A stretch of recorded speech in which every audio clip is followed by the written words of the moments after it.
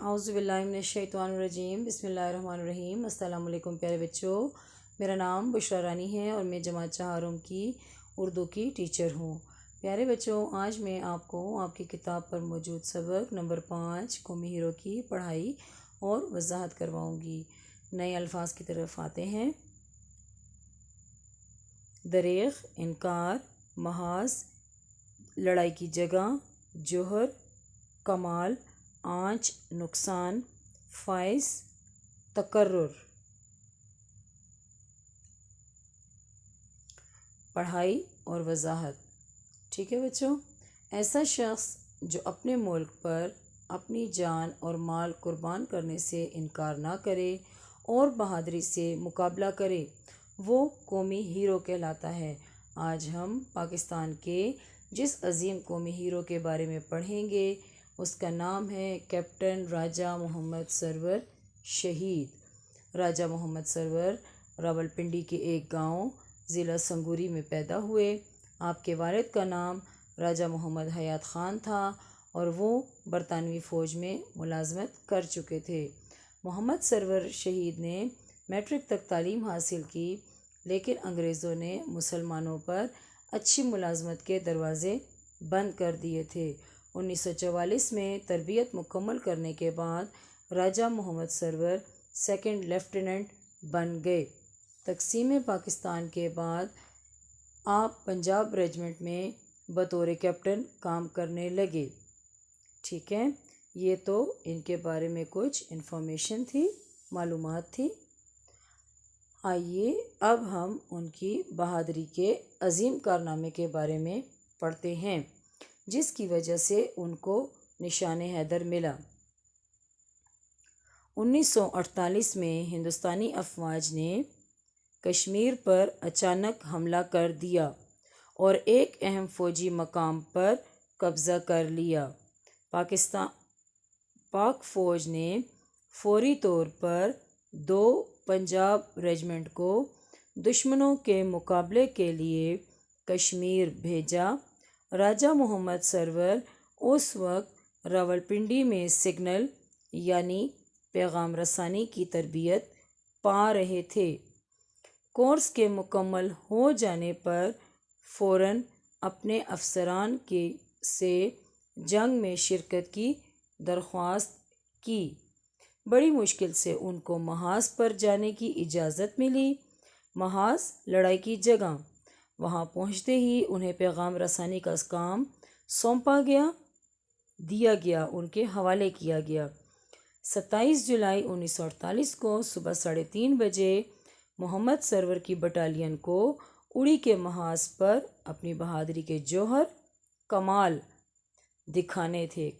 दिखाने थे। ठीक है, इस मकाम पर हिंदुस्तानी अफवाज ने भारी मिकदार में असला और बारूद जमा कर रखा था और पाकिस्तानी फ़ौज के तमाम रास्ते बंद कर रखे थे। कैप्टन सरवर अंधेरे में अपने साथियों को लेकर दुश्मन के मोर्चे के इतने करीब पहुंच गए कि उनका मोर्चा सिर्फ 50 गज के फासले पर रह गया।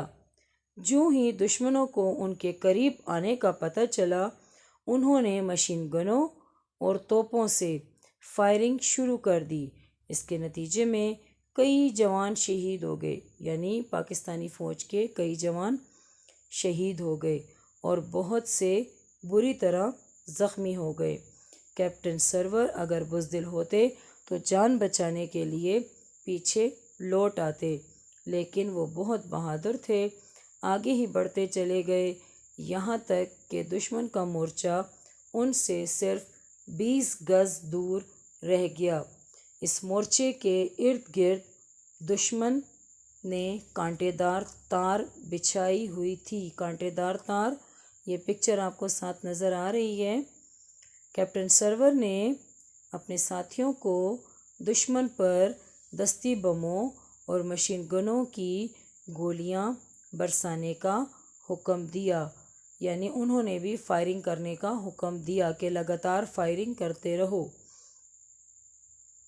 दुश्मन भी लगातार गोलाबारी कर रहा था, लगातार मुसलसल।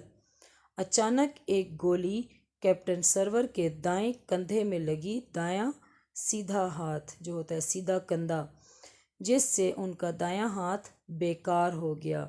کیپٹن سرور رینگ رینگ کر آگے بڑھتے ہوئے کانٹے دار تار کو کاٹنے میں مصروف ہو گئے، یعنی ان کو گولی لگی ہوئی تھی، ان کا ہاتھ بیکار ہو گیا تھا، لیکن انہوں نے ہمت نہیں ہاری اور وہ رینگتے ہوئے آگے بڑھے اور کانٹے دار تار کو کاٹنے میں مصروف ہو گئے۔